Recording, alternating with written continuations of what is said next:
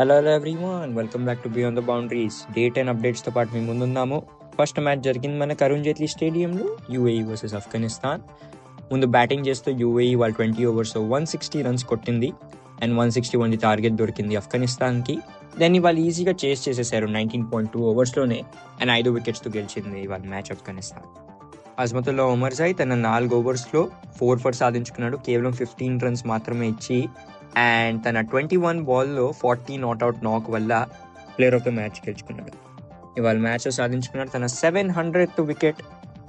T20 ఫార్మాట్లో రాషిద్ ఖాన్ తన 700th wicket. కొంచెం ఇంట్రెస్టింగ్ ఉండాలి, ఎక్కడ ఒక హిట్ వికెట్ జరిగిందో ఆ ప్లేయర్ వచ్చేసి యూఏఈది మొహమ్మద్ అర్ఫాన్. ఈ విక్టరీతో ఈ టోర్నమెంట్లో వాళ్ళ ఫస్ట్ విన్ వాళ్ళు సొంతం చేసేసుకుంది ఆఫ్ఘనిస్తాన్. ఇవాళ రెండో మ్యాచ్ జరిగింది మనకి ఈడెన్ గార్డెన్ స్టేడియంలో, ఎక్కడ ఇటలీ ఇంకా ఇంగ్లాండ్ ఆడారు. ఇంగ్లాండ్ ముందు బ్యాటింగ్ చేస్తూ 20 ఓవర్స్ 202 స్కోర్ క్రియేట్ చేసుకుంది. బట్ అది చేస్తూ 178 ఆల్ అవుట్ అయిపోయింది టీమ్ ఇటలీ. 24 రన్స్తో గెలిచేసింది match England. Player of the match అయ్యాడు విల్ జాక్స్. తన 53 నాట్అవుట్ ది ఎక్సలెంట్ ఇన్నింగ్స్ కోసం అండ్ ఆల్సో బౌలింగ్ చేస్తూ ఒక వికెట్ కూడా సంపాదించుకున్నాడు. ఈ రెండు టీమ్స్ మధ్యలో ఇది first ever T20 international match and ఈ విక్టరీతో ఇప్పుడు ఇంగ్లాండ్ కూడా వాళ్ళ ప్లేస్ కన్ఫర్మ్ చేసేసుకుంది సూపర్ 8లో. అండ్ అన్ఫార్చునేట్లీ ఎలిమినేట్ అయిపోయింది ఇటలీ.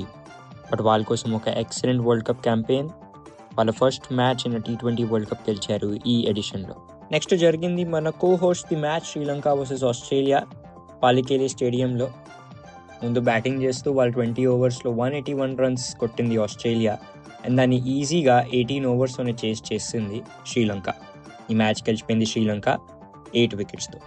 పతుమ్ నిసంక 50 బాల్స్లో 100 not out and player of the match అయిపోయాడు.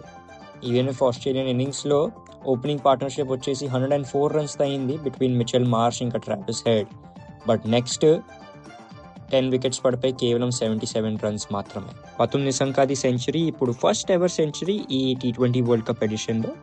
ఈ విన్తో శ్రీలంక కూడా ఇప్పుడు క్వాలిఫై అయిపోయింది సూపర్ 8 కోసం. ఆస్ట్రేలియా గురించి మాట్లాడుకుంటే మ్యాథమెటిక్లీ నాట్ పాసిబుల్ వాళ్ళు ఇప్పుడు క్వాలిఫై అవటం, బట్ వేరే మ్యాచెస్ రిజల్ట్స్ బట్టి మేబీ చేంజ్ అవ్వచ్చేమో. డెఫినెట్లీ లైక్ చేయండి, సబ్స్క్రైబ్ చేసుకోండి మా ఛానల్ బియాండ్ ద బౌండరీస్కి. Thank you so much.